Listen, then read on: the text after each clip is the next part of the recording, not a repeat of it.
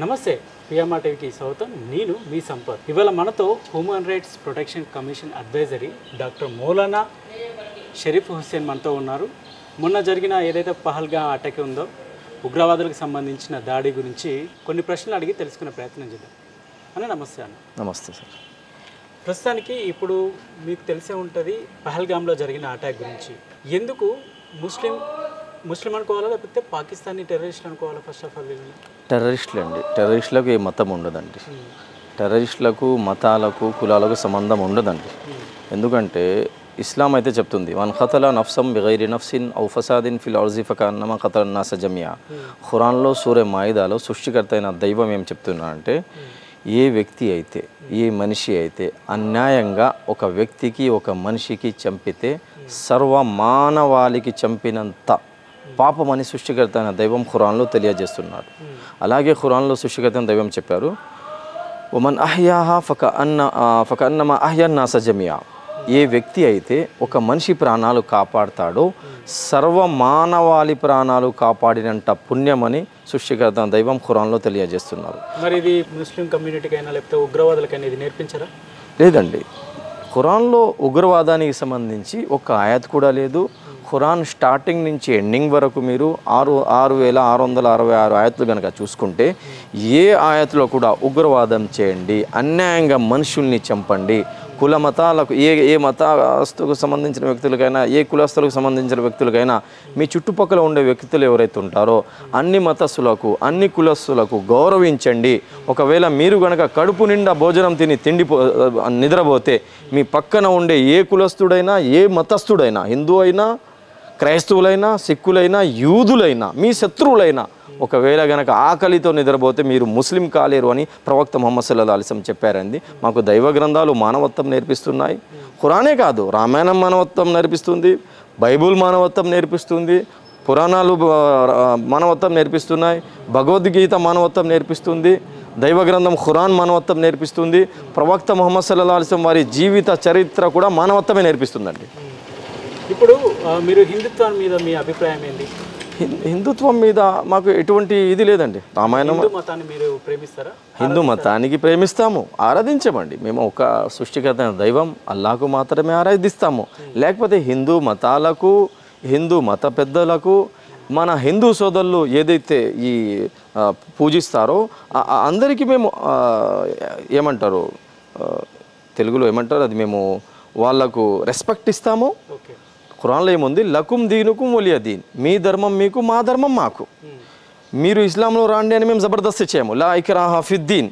అలాగా మీరు కూడా మాకు పూజ చేయమని జబర్దస్తి చేయకూడదు. మీరు నాకు రెస్పెక్ట్ ఇవ్వాలా, నేను మీకు రెస్పెక్ట్ ఇస్తాను. అందరికీ సృష్టికర్త దైవం ఒక్కడే. మీరు మీ తాత ముత్తాత ఇంకా అక్కడి నుంచి కొంత వేలాది మంది పైకి వెళ్ళిపోతే మీ తాత మా తాత ఒక్కడే, మీ డాడీ మా డాడీ ఒక్కడే. సృష్టికర్త దైవం మీకు కూడా మట్టితోనే సృష్టించాడు, నాకు కూడా మట్టితోనే సృష్టించాను. మీరు హిందూ ఇంట్లో పుట్టారు, నేను ముస్లిం ఇంట్లో పుట్టాను.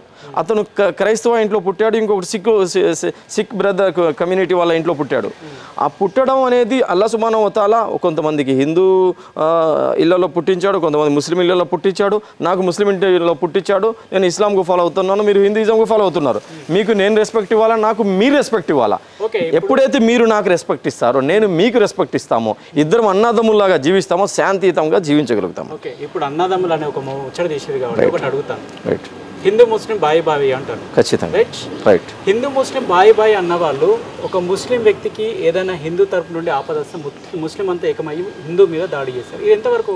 ఎక్కడ దాడి చేశారండి? చాలా ఉన్నాయి ఇట్లా. ఎక్కడ కొద్దిగా ఇప్పుడు చిన్న మాట, పాకిస్తాన్ ఉగ్రవాదులు వాళ్ళు తప్పు చేశారండి. వాళ్ళు తప్పు చేయలేదు, మంచి పని చేశారని నేను చెప్పటం లేదు. పాకిస్తాన్ ఉగ్రవాదులు ఎవరైతే మన భారత బిడ్డలకు, హిందూ సోదరులకు చెప్పటం, మన భారత బిడ్డలకు, మా భారత బ్రదర్స్కి ఎవరైతే చంపారో ఆ దుష్ట శక్తులకు ఉగ్రవాదులకు పట్టుకొని రావాలా, వాళ్లకు ఉరి శిక్ష ఇవ్వాలా, వాళ్ళకు ఢిల్లీ పిలుచుకొని వచ్చి ముక్కలుగా నరకాలని నరేంద్ర మోడీ గారితో అమిత్ షా గారితో మేము రిక్వెస్ట్ చేస్తున్నాము. అలాగే ఎవరైతే ఈ ఉగ్రవాద సంస్థల పెద్దలు ఉన్నారో ఈ పెద్దలకి అందరికీ లాక్కొని వచ్చి వాళ్ళతో ఇండియాలో ఎవరికి లింక్ ఉన్నా, ఏ సంస్థకు లింక్ ఉన్నా ప్రతి 2-3 సంవత్సరాలకు ఒకసారి ఇలాంటి దాడులు జరుగుతున్నాయి. ఆ హిందూ సోదరులు వాళ్ళతో కలిసి ఉన్నా, ముస్లిం సోదరులు కలిసి ఉన్నా, ఎవరు ఏ సంస్థ అయినా ఉగ్రవాదులకు మద్దతు ఇచ్చే సంస్థలు ఏదైతే ఉన్నాయో వాళ్ళందరికీ బైకాట్ చేయాలా, వాళ్ళందరికీ శిక్ష ఇవ్వాలా, వాళ్ళందరికీ నరకాలా, వాళ్ళందరికీ భారతదేశం అంతా పూర్తి వరల్డ్ మొత్తం చూసేటట్టు వాళ్ళందరికీ శిక్ష ఇవ్వాలని నరేంద్ర మోడీ గారితో, అమిత్ షా గారితో మేము రిక్వెస్ట్ చేస్తున్నామండి. ఎందుకంటే కఫ్లీర్ అంటే మీనింగ్ ఏంటి? కాఫీర్లు అంటే వాళ్ళు ఎవరైతే తిరస్కరిస్తారో వాళ్ళకు కాఫీలు అంటారండి. దైవం చెప్పిన మాటలను తిరస్కరించే వాళ్ళకు కాఫీలు అంటారు. ఇప్పుడు ఒక వ్యక్తిని చంపేటప్పుడు నువ్వు హిందువా ముస్లిమా అని అడిగి చంపడం ఎంతవరకు వాస్తవం? హిందువునే చంపారు కానీ ఏ ఒక్క ముస్లిం వ్యక్తిని కూడా అక్కడ ఎవరు చంపలేదు. ఎందుకు మరి నువ్వు ఉగ్రవాది అంటున్నావు కానీ అక్కడ ముస్లిం వాళ్ళను వదిలిపెట్టారు, ఏంది ఇది? చిన్న మాట బ్రదర్, మతం చూసి చంపే వాళ్ళు ఎవరైతే ఉన్నారో వాళ్ళు చంపిన వాళ్ళు ఉగ్రవాదులు, దొంగలు, వాళ్ళకి శిక్ష ఇవ్వాలా మేము చెప్తున్నాము. ముందు నేర్పించదండి, ఎక్కడ కూడా నేర్పించదు. నేను చెప్పటంలే, స్వామి లక్ష్మీ ఆచార్య చెప్తున్నారు. స్వామి లక్ష్మీ ఆచార్య ఒక స్వామీజీ, ఒక హిందూ మతానికి సంబంధించిన వ్యక్తి, ఒక గురు. అతను ఒక పుస్తకం రాస్తున్నారు, ఇస్లాం ఆతంగ ఆదర్శ్ అతను రాశారు, స్వామీజీ లక్ష్మీ ఆచార్య.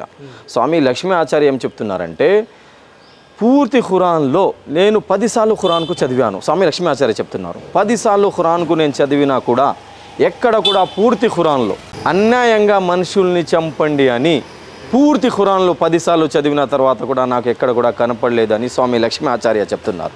గాంధీజీ చెప్తున్నారు, మీరు రాసుకోండి, Islam got a place in the world not with sword but with the behaviour of last messenger of the god Muhammad సల్లల్లాహు అలైహి వసల్లం. ఇస్లాం కత్తి ద్వారా, ఇస్లాం మనుషుల్ని చంపడం ద్వారా ఈ లోకంలో ఇస్లాం పెరగలేదు, ఇస్లాం స్ప్రెడ్ కాలేదు.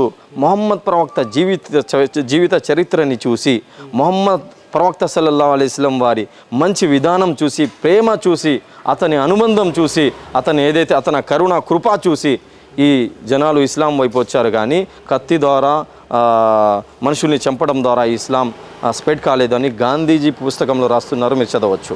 ఇంకా వందలాది మంది, మీరు చెప్పారు కదండి, హిందూ సోదరులను మతం అడిగి చంపారు, వాళ్ళు ఉగ్రవాదులు, దుష్టశక్తులు, వాళ్ళకి శిక్ష ఇవ్వాలా మేము కోరుతున్నాం. ఒక చిన్న మాట, మీరు ఇంకొక మాట కూడా ఇంకొక మాట కూడా మీరు చెప్పారు, అక్కడ ఎవరు కూడా ముస్లిం చనిపోలేదని మీరు చెప్పారండి. అక్కడ ముస్లిం హిందూ సోదరులను కాపాడడం కోసం, భారత బిడ్డలను కాపాడడం కోసం అతనికి ఆప్షన్ ఉన్నది హుసేన్ అలీ షాకు. హుసేన్ అలీ షా అనుకుంటే నేను ముస్లిం అయ్యా నన్ను వదిలేయండి అంటే ఆ ఉగ్రవాదులు వదిలేసేవాళ్ళు.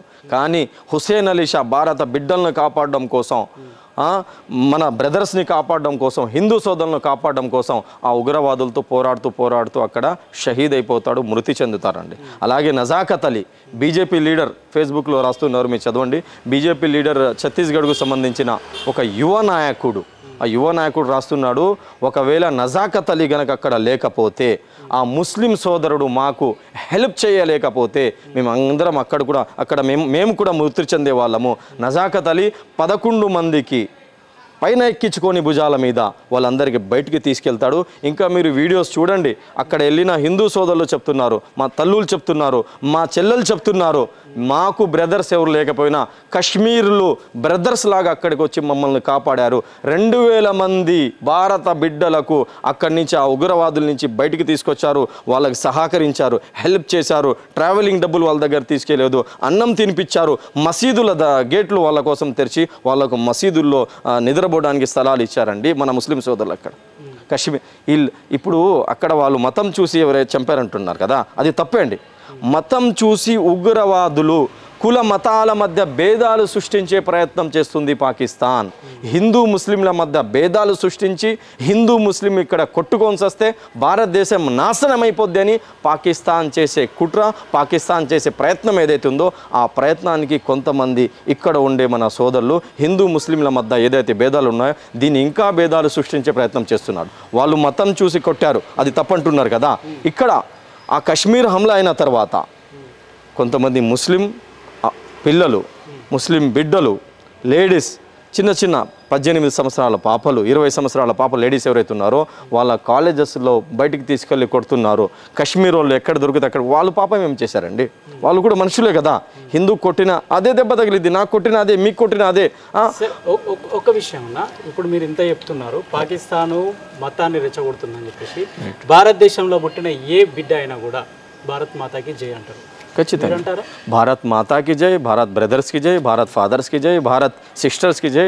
భారత బిడ్డలు ఎవరైతే అక్కడ జవాన్లు, భారత్ జవాన్కి జై, భారత్ కిసాన్కి జై. ఎవరైతే అక్కడ ఆర్మీలో భారతదేశ శాంతి కోసం పోరాడుతున్నారో వాళ్ళందరికీ కూడా మేము జై చెప్తాం. ఈ భారత్ మాతాకి జై అనేది ఇప్పుడు మందేమో ఉంటుందా, లేకపోతే లైఫ్ లాంగ్ ఉంటుందా?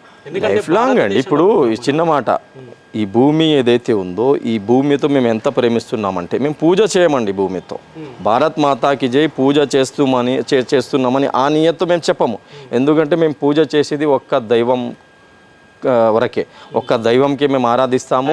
ఈ అల్లా వరకు, అల్లాతోనే ఆరాధిస్తాము. సృష్టికర్త దైవం ఏదైతే మమ్మల్ని సృష్టించాడో ఆ సృష్టికర్తకే మేము ఆరాధిస్తాము. కానీ వేరే మతస్థులకు అందరికీ రెస్పెక్ట్ ఇస్తాము. ఈ భారత భూమితో ఎంత ప్రేమిస్తున్నామంటే డైలీ మేము 5 పూట్ల నమాజ్ చదువుతామండి. 5 పూట్ల నమాజ్లో ఉదయం 4 రకాట్లు, మధ్యాహ్నం సున్నత్ 4, ఫరజ్ 4, నఫిల్, దాని తర్వాత సున్నత్ 4, నఫిల్ 4. ఇలా మీరు కనుక చూసుకుంటే దగ్గర 40 రకాతులు కన్నా ఎక్కువ రకాతులు మేము నమాజ్ చదువుతాము. దగ్గర 80-90 సార్లు సజ్దా చేస్తాము. 80-90 సార్లు సజ్దాలో పోయి ఈ భూమిని, భారత భూమిని మేము ప్రేమిస్తాము. సజ్దాలోకి వెళ్ళి ఆ భూమితో మేము మా పెదవులు ఇచ్చేసి మేము అక్కడ ప్రేమిస్తున్నాం. రైట్. సో కాల్డ్ ముస్లిం వాళ్ళ గురించి ఏంది? సో కాల్డ్ అంటే అండి, అంటే భారతదేశంలో ఉండుకుంటూ పాకిస్తాన్ ప్రేమించే వాళ్ళు, పాకిస్తాన్తో ప్రేమించే ఏ ముస్లిమ్స్ అన్నా వాళ్ళకు ఇస్లాం గురించి జ్ఞానం లేదండి. మేము ప్రతి జుమ్మాలో, ప్రతి చోట, ప్రతి స్పీచ్లో చెప్తుంటాము, ఏ భూమిలో అయితే ఇస్లాం తెలిసిన వాడు, ఇస్లాం గురించి అవగాహన ఉండే ఏ వ్యక్తి కూడా భారతదేశంలో పుట్టిన వ్యక్తి ఈ భారతదేశం తప్ప ఏ దేశంని కూడా ప్రేమించడండి. ఎక్కువ భారతదేశంతో ప్రేమిస్తాడు. ఎందుకంటే సృష్టికర్త దైవం మాకు చెప్తున్నాడు, మిన్హా ఖలఖ్నాకుం వఫీహా నుঈదుకుం వమిన్హా నుఖ్రిజుకుం తారతన్ ఉఖ్రా. ఏ మిట్టితో అయితే మీకు నేను సృష్టించానో అదే మిట్టిలో మీరు కలిసిపోవాలా, అదే మట్టి పైన డైలీ మీరు సజ్దా చేయాలా. అదే మట్టి వేళ ఒకవేళ మీకు నమాజ్ చదవడానికి నీళ్లు లేకపోతే ఆ మట్టితోనే మీరు ఇది ఏమంటారు తెలుగులో అదే ఉజూ అంటే తయమ్ముం అంటారు మాకు ఉర్దూలో. తయమ్ముం చేసుకొని మేము అదే మట్టి పైన నమాజ్ చదువుతామండి.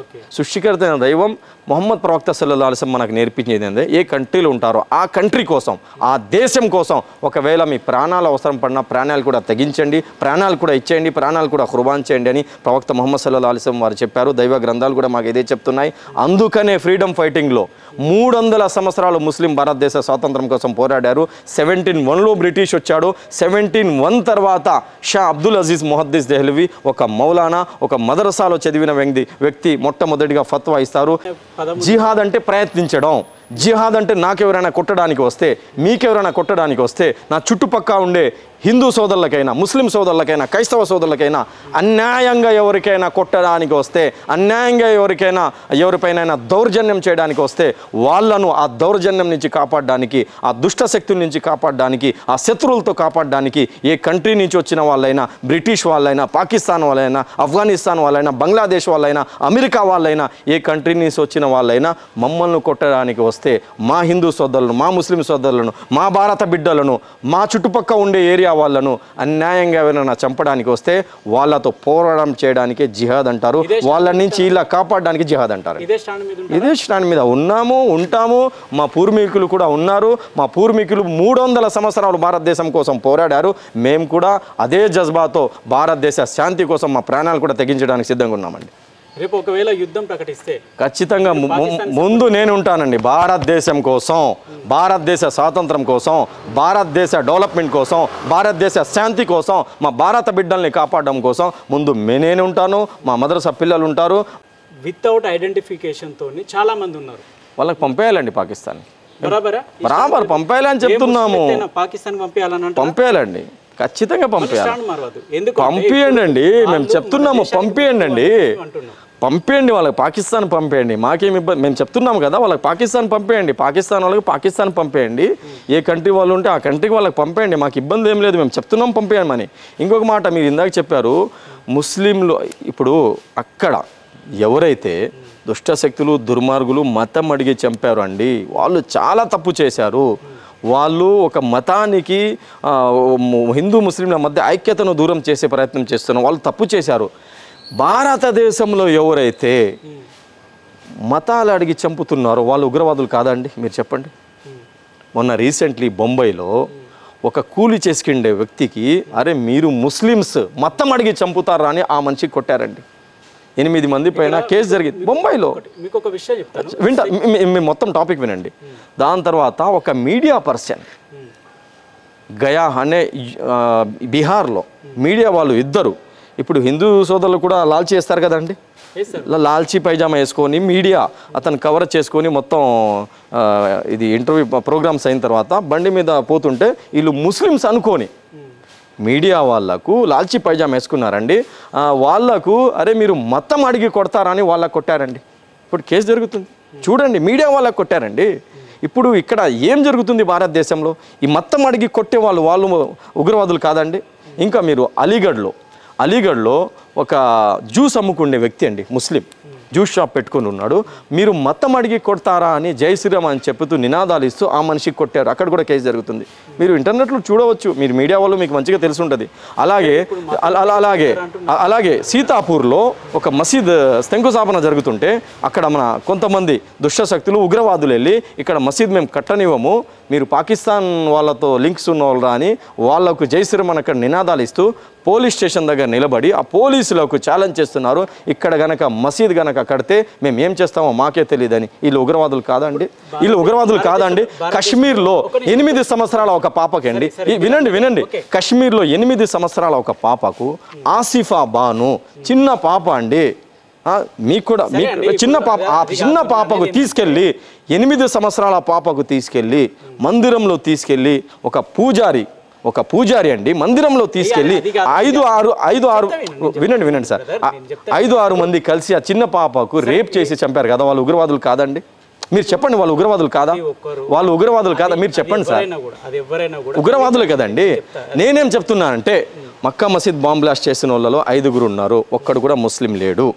మాలేగాం బాంబ్ బ్లాస్ట్ లో హిందువులు అండి, హిందూ ఇంట్లో పుట్టారు వాళ్ళు హిందువులని నేను చెప్పనండి, హిందూ ఇంట్లో పుట్టారు వాళ్ళు హిందువులు కాదండి. స్వామి అసీమానంద్ ఎవరండి? మీరు ఇంటర్నెట్ చూడండి, స్వామి అసీమానంద్ ఏ మతానికి సంబంధించిన వ్యక్తులండి?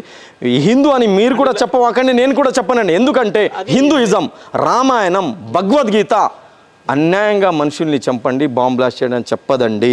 వీళ్ళు హిందూ ముసుగులో ఉండి హిందూ మతానికి బస్టు పట్టిస్తున్నారు. నేను చెప్పేది ఏంటంటే మాలిగాం బాంబ్ బ్లాస్ట్లో ఇప్పుడు మీరు ఇంటర్నెట్ ఓపెన్ చేసి చూసుకోండి, మాలిగాం బాంబ్ బ్లాస్ట్లో, మక్కా మసీద్ బాంబ్ బ్లాస్ట్లో, అజ్మీర్ బాంబ్ బ్లాస్ట్లో, సమతా ఎక్స్ప్రెస్ బాంబ్ బ్లాస్ట్లో ట్రైన్లో ఎవరు జర్నీ చేస్తారండి? ట్రైన్లో ఎవరు జర్నీ చేసే వాళ్లకు అక్కడ 2 బోగీల్లో అక్కడ బాంబ్ బ్లాస్ట్ చేసి ఎంతోమంది చనిపోయారు, 50 కన్నా ఎక్కువ మంది అక్కడ చనిపోయారు. ఈ ఉగ్రవాదుల్లో ఒక్క పేరు కూడా ముస్లిమ్స్ పేరు లేదండి. నేను చెప్పేది ఏంటంటే ఉగ్రవాదానికి మతానికి మీరు చుట్టకండి, ఉగ్రవాదానికి మత రూపంలో మీరు చూడవాకండి, ఉగ్రవాదులకు మీరు ఉగ్రవాదం అనండి. తప్పు ఎవరు చేసినా తప్పే అండి. ఉగ్రవాదాన్ని ఎవరు పెంచి పోషిస్తున్నారు? ఉగ్రవాదులు ఎలా తయారవుతారంటే దైవ భీతి ఎప్పుడైతే ఉండదో, రేపిస్టులకు ఎవరు పెంచుతున్నారండి?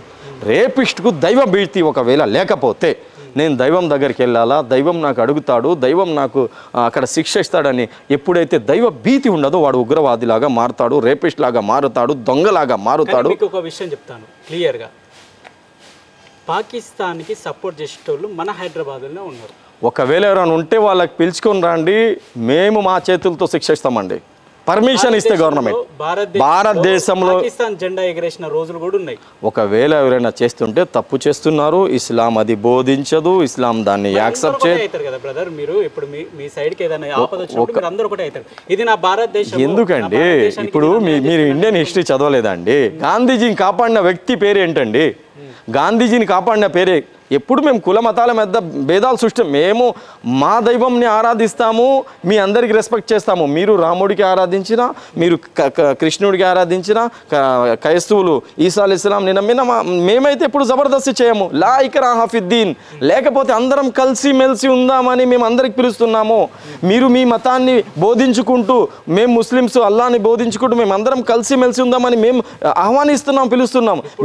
మీరు గాంధీజీకి కాపాడిన వ్యక్తి ఒక ముస్లిం అండి, బతఖ్మీ అన్సారీ.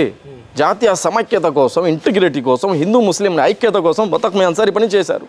బతఖ్మీ అన్సారీకి వాళ్ళు వార్నింగ్ ఇచ్చారు, ఒకవేళ నువ్వు ఇలాంటి పనులు కనుక చేస్తే, గాంధీతో పాటు నువ్వు నిలబడితే నీ ఫ్యామిలీ మొత్తం లేపిస్తామని బ్రిటిష్ వాళ్ళు చెప్పిన తర్వాత కూడా ఫ్యామిలీ మొత్తం ఖుర్బాన్ చేయడానికి సిద్ధంగా ఉన్నాడు, ప్రాణాలు ఇవ్వడానికి సిద్ధంగా ఉన్నారు. కానీ కూడా గాంధీని కాపాడడం కోసం బతఖ్మీ అన్సారీ గాంధీతో పాటు గద్దారీ చేయలేదండి. అలాగే భగత్ సింగ్ కేసు కోసం అందరూ భయపడుతుంటే అప్పుడు ఒక ముస్లిం అడ్వకేట్ భగత్ సింగ్ కేసు పోరాడడానికి కోర్టులో వెళ్తారు. అది కూడా ఒక ముస్లిం అండి. అష్ఫాకుల్లా ఖాన్, రామ్ ప్రసాద్ బిస్మిల్తో పాటు మరణం వరకు, ఉరికంపం పైన ఎక్కే వరకు, షహీద్ అయ్యే వరకు అష్ఫాకుల్లా ఖాన్, రామ్ ప్రసాద్ బిస్మిల్ ఇద్దరు కలిసి భారతదేశం కోసం పోరాడారండి. నేను చెప్పేది ఏంటంటే, ఇప్పుడు దుష్టశక్తులు, పాకిస్తాన్ ఉగ్రవాదులు, బయట కంట్రీస్లో ఉండే ఉగ్రవాదులు భారతదేశం ఐక్యత, ముస్లిం హిందూస్ మధ్య ఐక్యతను దూరం చేసేదైతే ప్రయత్నం చేస్తున్నారో, ఈ ప్రయత్నానికి వాళ్ళ ఈ ఆలోచనకు మేము సక్సెస్ అంటే భారతదేశం పైన ఎవరైతే దుష్టశక్తులు హిందూ ముస్లింల మధ్య ఐక్యతను దూరం చేసే ప్రయత్నం చేస్తున్నారో వాళ్ళ ప్రయత్నానికి మేము తిరిగి కొట్టాలంటే, వాళ్ళ ప్రయత్నానికి మేము నాకాం చేయాలంటే, మేమందరం హిందూ ముస్లింల మధ్య ఐక్యతని పెంచుకోవాలా, కుల మతాలకు అతీతంగా అందరం కలిసిమెలిసి ఉండాలా. మేమందరం యూనిటీగా తయారైతే మన భారతదేశాన్ని మేము కాపాడుకోగలుగుతాం. భారతదేశానికి మీ పాత్ర ఏంటి అంటే, ముస్లింలను ఎల్లగొట్టే విధానంలో మీరు ఎంతవరకు, మీ పాత్ర ఎంతవరకు ఉండబోతుంది? నేను ఖచ్చితంగా అప్పటి నుంచి ఇప్పటి వరకు, ఎప్పుడైతే మేము చదువుకొని వచ్చామో దార్లూం నుంచి యూనివర్సిటీ, అరబిక్ యూనివర్సిటీ నుంచి, అప్పటి నుంచి ఇప్పటి వరకు ఇంటిగ్రిటీ, జాతీయ సమైక్యత కోసం పెద్ద పెద్ద మీటింగ్స్, ఇంటిగ్రిటీ మీటింగ్స్ ఒక 10 మీటింగ్స్ చేసి ఉన్నాము. 5-6 వేల మంది జనాభాకు జమ చేసి ఇంకా గ్రౌండ్ వర్క్ కూడా చేస్తున్నాము. హిందువులకు, క్రైస్తవులకు, ముస్లింలకు, సిక్ సోదరులకు అందరూ కలుపుకొని జాతీయ సమైక్యత కోసం, భారతదేశంలో శాంతి కోసం, హిందూ ముస్లింల ఐక్యత కోసం మనం ప్రయత్నిస్తున్నాము. ఎప్పుడైతే ఈ అటాక్ జరిగిందో ఆ రోజు నుంచి ఈ రోజు వరకు డైలీ మేము మా వాయిస్ ఇస్తున్నాము. మాకు దైవం ఎంత శక్తి ఇచ్చాడో అంత శక్తి ఉన్నంత దానికన్నా ఎక్కువ ఇన్షాల్లా భారతదేశం కోసం మేము పోరాడుతున్నాం. వాయిస్ ఇస్తున్నా అంటున్నారు కానీ ఏ ముస్లిం వ్యక్తి ఇప్పటివరకు కూడా బయటకు వచ్చి, నిన్న నైటు ఓల్డ్ సిటీలో వక్ఫ్ భూమ్ ల్యాండ్స్ కోసం అని చెప్పేసి లైట్లు ఆపర్ చేసి ఉన్నారు తప్ప, పహల్గామలో 28 మంది చనిపోయారని చెప్పేసి వాళ్ళకి నివాళులు అర్పించిన రోజు దాఖలు కాలేదు ఇప్పటివరకు. ఎందుకు లేదండి, నేను చేశానండి, మేము చేశామండి. ఆంధ్రాలో, హైదరాబాద్లో చేశారండి. ఆల్ ఇండియా మజ్లిస్ ఇత్తిహాదుల్ ముస్లిమీన్ సదర్ అసదుద్దీన్ ఓవైసీ దీనిపైన వాయిస్ ఇచ్చారండి. నిరసన చూడండి సార్, మీరు చూడండి సార్, నెక్స్ట్ డే ఆ రోజే ఇచ్చారండి. మీరు చూడండి సార్, ఎక్కడున్నారు మీరు? వాయిస్ ఇస్తే ఖచ్చితంగా వక్ఫ్ బోర్డుకి వ్యతిరేకంగా లైట్లు ఆఫ్ చేసిన విధానం ఏదైతుందో అది పహల్గామ్లో జరిగిన వాళ్ళకి నివాళులు అర్పించేందుకు ఎందుకు చేయలేదు? ఖచ్చితంగా నిరసన తెలిపారు, ర్యాలీలు చేశారు, ప్రొటెస్ట్ చేశారు, ఇంకా క్యాండిల్ మార్క్ తీశారు. అసదుద్దీన్ ఓవైసీ దీనిపైన వాయిస్ ఇచ్చారు. ఆల్ ఇండియా ముస్లిం పర్సనల్ బోర్డుకు సంబంధించిన మత గురువులు దీనిపైన వాయిస్ ఇచ్చారు. జమియతుల్ ఉలమాకు సంబంధించిన మత గురువులు దీనిపైన వాయిస్ ఇచ్చారు. మదర్సాలో దీని గురించి దువా జరుగుతుంది, మసీదుల్లో దీని గురించి దువా జరుగుతుంది. భారతదేశంలో ఎన్ని స్టేట్స్ అయితే ఉన్నాయో అన్ని స్టేట్స్లో ప్రతి మసీదులో, ప్రతి మదర్సాలో దీని గురించి, ఇలా గురించి ప్రార్థనలు అవుతున్నాయి. అలాగే మేము కూడా మసీదులు బయట నిలబడి, మసీదులు బయట క్యాండిల్ మార్క్ తీసి దీన్ని ఖండించాము. మీరు చెప్తున్నారు, మీరు ఒకసారి యూట్యూబ్ ఆన్ చేసి చూస్తే మన హిందూ సోదరులు చెప్తున్నారు, అప్పటి నుంచి ఇప్పటి వరకు మాకు అక్కడ సపోర్ట్ చేసింది ముస్లిం సోదరులు అండి. ఇక్కడ కూడా అన్నదమ్ముల్లాగా హిందూ ముస్లిం మేము కలిసిమెలిసి ఉంటున్నాం. కొంతమంది దుష్ట శక్తులు హిందూ ముస్లింల మధ్య భేదాలు సృష్టించే ప్రయత్నం చేశారని మన హిందూ సోదరులు అక్కడి నుంచి వచ్చిన వాళ్ళు చెప్తున్నారండి. సరే, ఇప్పుడు మీరు ఇంత చెప్తున్నారు కదా, మొన్న జరిగిన పహల్గామ్ దాడి మీద పాకిస్తాన్ వాళ్ళకి వ్యతిరేకంగా ఇదే దారుసలాంలో మీటింగ్ పెట్టే ధైర్యం ఉందా?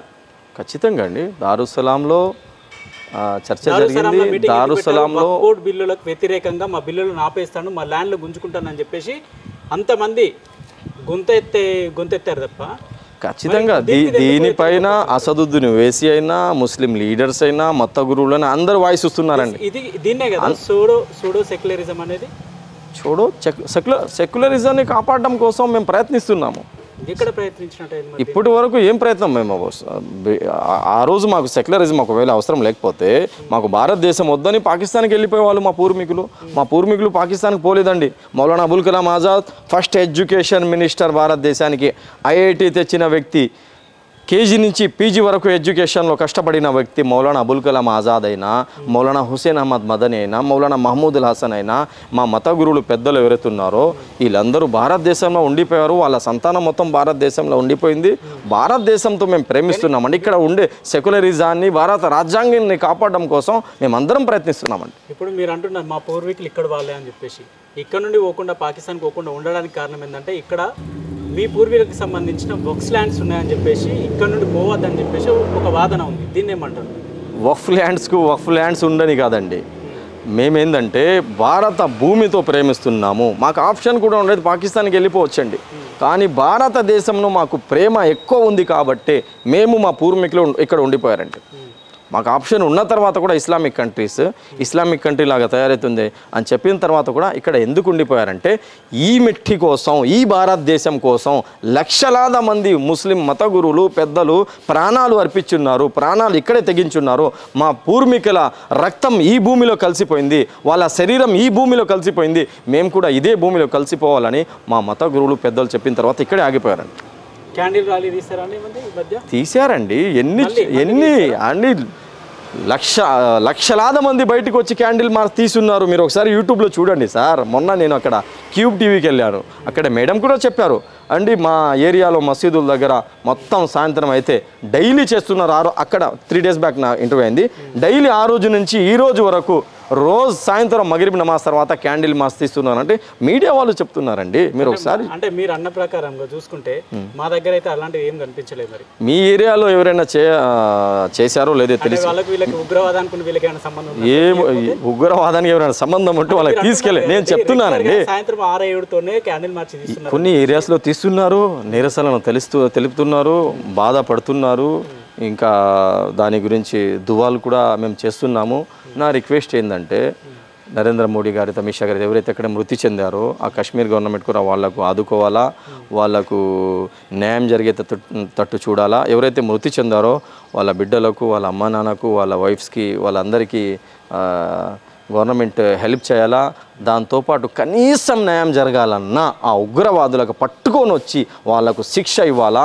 ఉగ్రవాదులు ఏ దారి నుంచి వస్తున్నారో వాళ్ళకి దారి ఎవరు చూపిస్తున్నారో, ఎటుపక్క నుంచి వస్తున్నారో. ఒక చిన్న మాట అండి, ఇక్కడ ఏమైనా ఇష్యూ జరిగితే, ఒక హత్య జరిగితే వెంటనే పోలీసు వస్తుంది, పట్టుకొని 3 గంటలు 4 గంటలు దొంగ దొరికిపోతాడండి. 200 కిలోమీటర్స్ నుంచి ఈ ఉగ్రవాదులు ఎలా వచ్చారు, తుపాకీలు పట్టుకొని ఎలా వచ్చారు, అక్కడ దగ్గర 5 లక్షల కన్నా ఎక్కువ, కొంతమంది చెప్తారు 7 లక్షల వరకు ఆర్మీ ఉంది, జవాన్లు ఉన్నారు. ఆ ఉగ్రవాదులు వచ్చి చంపేసి మళ్ళీ వెళ్ళిపోయారని చెప్తున్నారు. ఎక్కడ దాక్కున్నారు, ఇప్పటి వరకు పట్టుకోలేకపోయారు కదా. ఇది చాలా బాధాకరమైన విషయం అండి. అది ముస్లిం పాకిస్తానైజేషన్ అని చెప్పేసి ఇంటెలిజెన్స్ వర్గాల నుండి వచ్చిన వాదన. వాళ్ళకి పట్టుకొని రావాలా, శిక్ష ఇవ్వాలా. వాళ్ళకి ఎవరు పంపారో, ఏ సంస్థల వాళ్ళ వెనక ఉన్నారో ఆ సంస్థ పెద్దలకు కూడా పట్టుకొని వచ్చి శిక్ష ఇవ్వాలని మా డిమాండ్ అండి. కనీసం న్యాయమైన జరిగింది. భారతదేశంలో జై పాకిస్తాన్ అన్నా లేకపోతే జెండా పట్టుకొని తిరిగిన వాడిని ఏం చేయాలి? జై పాకిస్తాన్ అన్న జెండా పట్టుకొని తిరిగిన వాడికి పాకిస్తాన్కి పంపేయండి సార్. పంపేయండి సార్, పాకిస్తాన్కి పంపేయండి. లేకపోతే గవర్నమెంట్ ఏం శిక్ష ఇవ్వాలన్నా ఇవ్వమనండి, మేము దానికి అంగీకరిస్తామండి, యాక్సెప్ట్ చేస్తాం.